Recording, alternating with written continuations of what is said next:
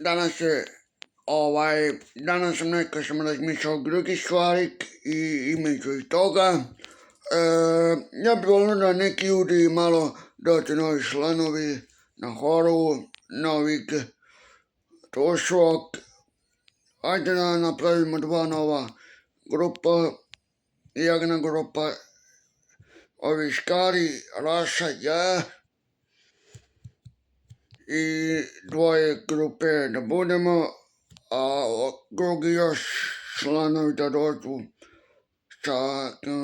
i kaš još neki par novih tu svoje to da neke stvari uradimo nešto i da mi sami odlučimo da ćemo biti, malo da budemo drugačiji, da ne bude napadno, da ne bude ovoga, jednostavno opušteno, to ću ja da uradim, a Raša nešto drugo da uradimo. I to je to za danas. Pišite komentare, pišite nešto, dajte odgovora i to, i ja da ću nešto da uradimo, neke stvari.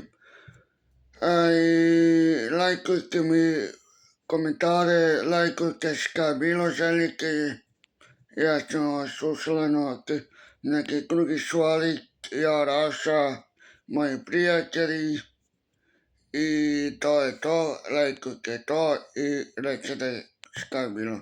Uživajte za danas i dan, prijatelj dan i lijep dan da budemo. Ajde, to su moji prijatelji.